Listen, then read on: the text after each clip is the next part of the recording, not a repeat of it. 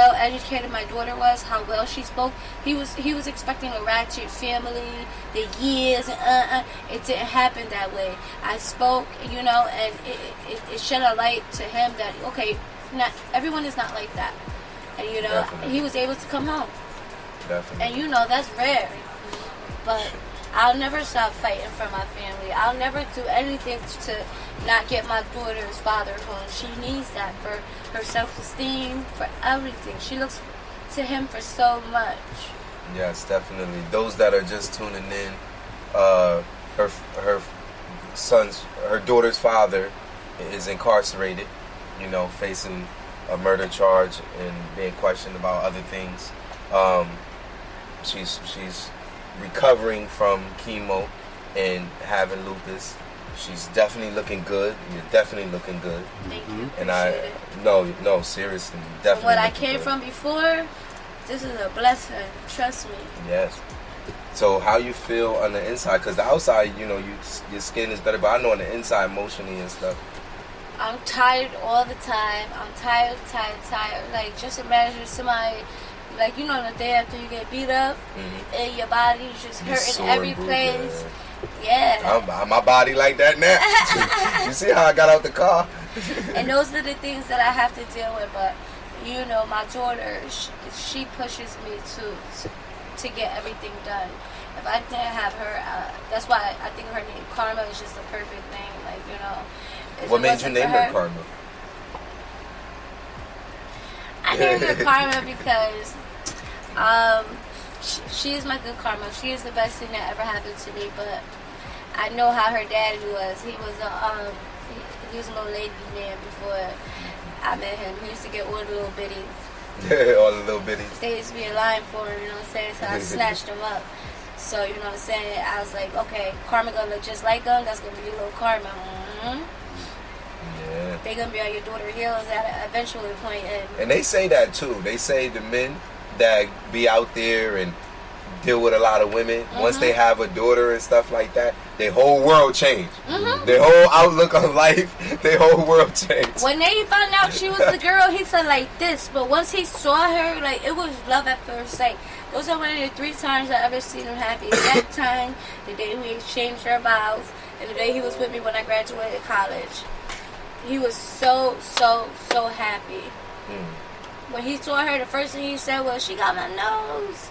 She looked just like me." And his dad was there. He was like, "Oh yeah, that's my baby right there." Like, yeah, she looked just like him. And I'm kind of sad that my daughter don't look like me, but it's okay because, you know, I'm infatuated with her father. I think he looked good from head to toe.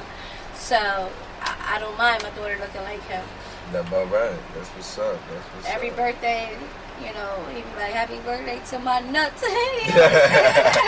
I told you, your baby father definitely has a sense of humor. He's so it don't matter where he at, funny. He's always cracking a joke. Always. That's why I find it hard for people to not like him, but to me, it's a man thing.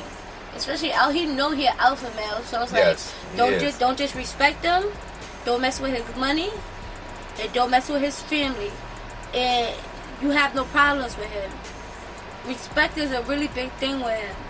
Definitely. You know what I'm saying? So I just miss him really bad. Like, you know, after the end of this month, we'll be able to start going to see him. So I already got that set up with my daughter. She's gonna be so happy, and I think that's gonna do a lot.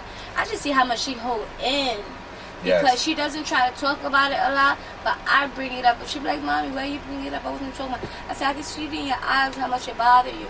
I read that birthday card to her. He's like, "You my favorite person in the whole wide world." Mama, her eyes just glistened up. She hugged me so hard. Like, she loves her daddy.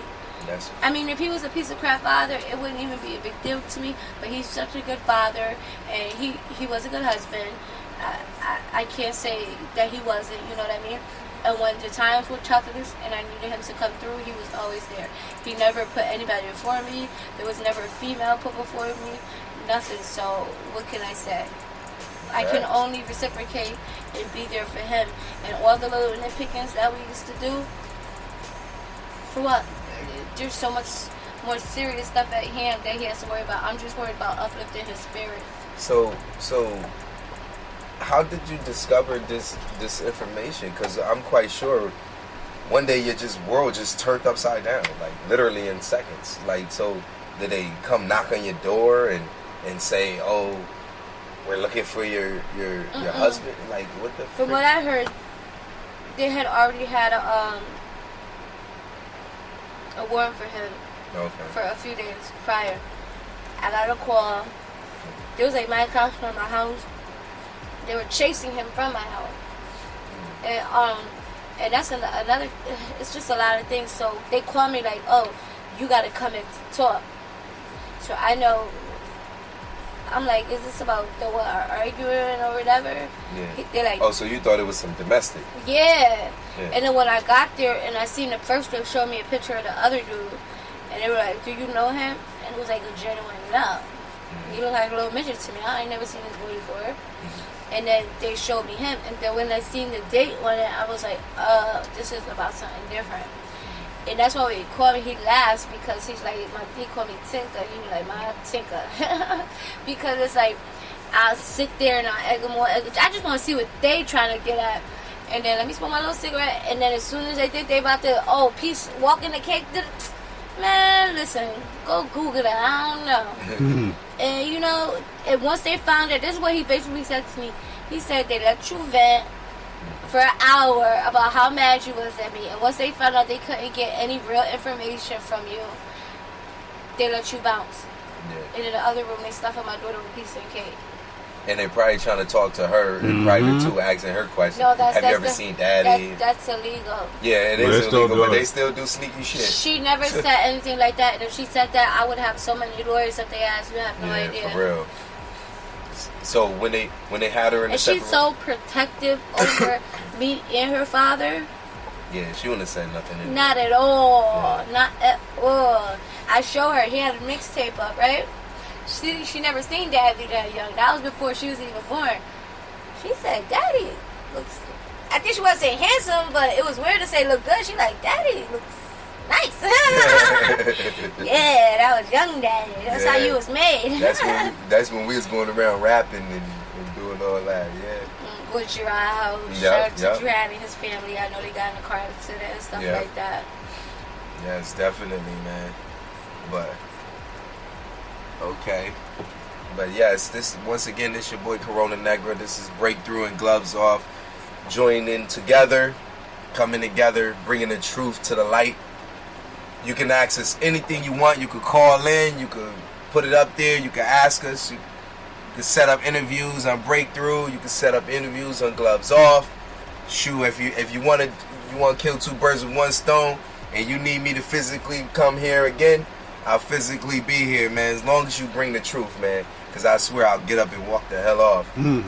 Or I'll have my boy right here press that button and cut your camera off. Oh, shit. But yes, we out of Bridgeport, Connecticut. We representing, the whole East Coast, you know what I mean? We show love to everyone all over the world, everyone out there that's doing their thing. And all the single parents out there that's going through the struggle, the same type of struggle she's going through with an incarcerated loved one. I want to send my love to you, you know what I mean, and my support. Anyone that's going through the same trials and tribulations you went through with the chemo, with lupus, anything of the sort, I can't even fathom. 33 medications a day, 3 chemos, 2 biologics, and mind you, every chemo you do 2 times a week up at Yale. 33 medications, each that have interactions with another. You got to take them every day. You go from fat to skinny, and I just commend Mark for making me always feel beautiful, never making me feel like I was second to anybody, and always treating me with respect and working hard when I wasn't able to. He saved my life a couple times. Heart attack saved my life. Renal failure saved my life. When I got to the hospital, I was functioning at 10%. And he threw me over his arms, and he saved me. Definitely. Once again, man, it's nothing but the truth, man. The truth shall set you free. You're gonna die anyway. You might as well die telling the truth, man. Might as well. Yeah. They judging you anyway. They already making their opinions. If you're doing good, they're gonna talk about you. You're doing bad, they're gonna talk about you. Times 2. So it don't even matter. They're gonna still talk about you. So you might as well motherfucking enjoy it. You might as well get your story out there. You might as well tell the truth. you might as well live life supporting each other.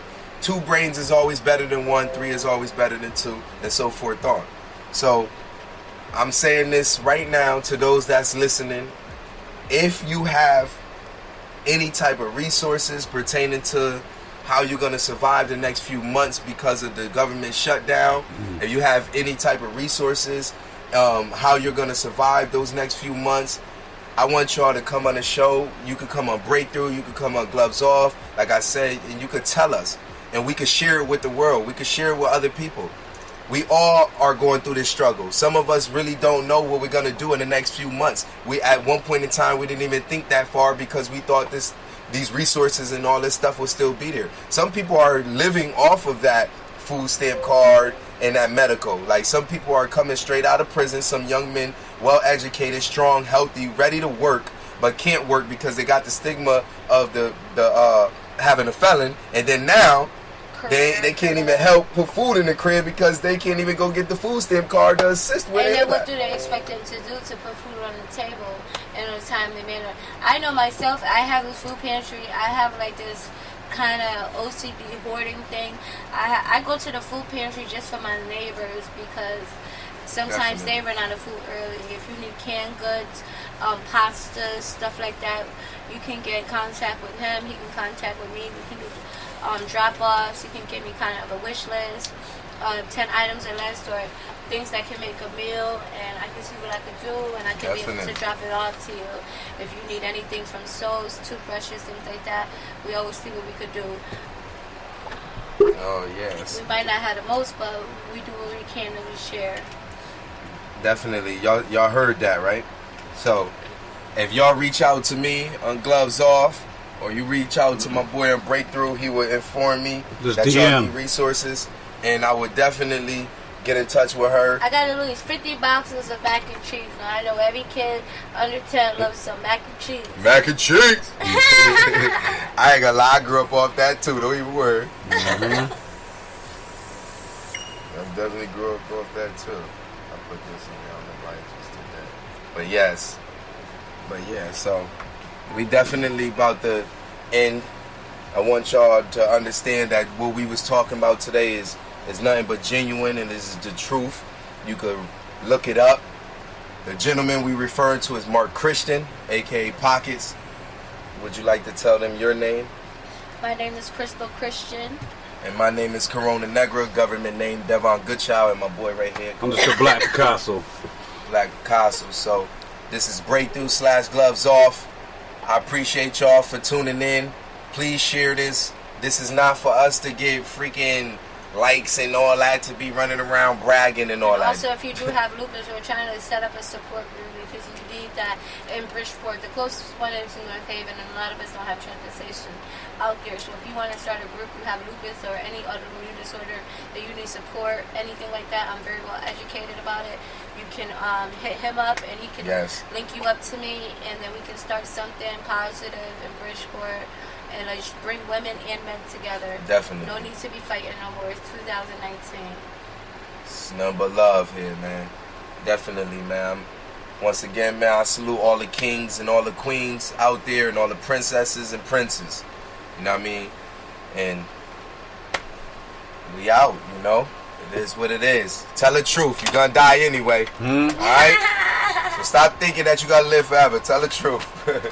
And I appreciate you for coming through. No worries. You know what I mean? That's the Breakthrough Radio, and we out of here, huh? Like this Breakthrough and Gloves Off.